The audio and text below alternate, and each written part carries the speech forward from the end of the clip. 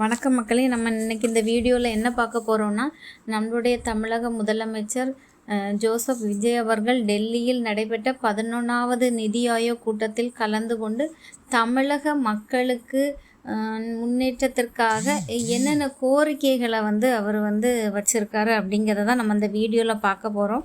First கோரிக்கையாக NEET தேர்வு விலக்களிக்க வேண்டும் அப்படிங்கிற கோரிக்கையை வச்சுருக்காரு.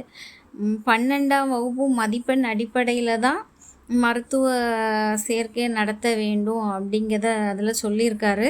அடுத்தது கல்வி நிதி 3284 கோடியை விடுவிக்க வேணும். அதாவது இதுக்கு எந்தவித நிபந்தனையும் நீங்கள் விதிக்கக்கூடாது. சமிக்ர சிசா திட்டத்தின் கீழ் இந்த நிதியை நீங்கள் விடுவீங்க அப்படிங்கிற கோரிக்கையை வச்சுருக்காங்க.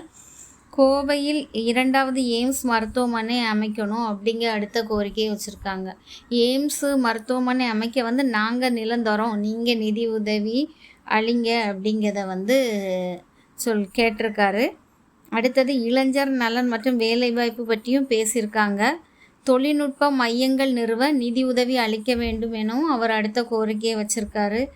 ஒகேனக்கல் கூட்டு குடிநீர் திட்டத்திற்காக 2283 கோடி நிதியை நீங்கள் உடனடியாக வழங்க வேண்டும் அப்படிங்கிற ஒரு கோரிக்கையும் வச்சுருக்காங்க.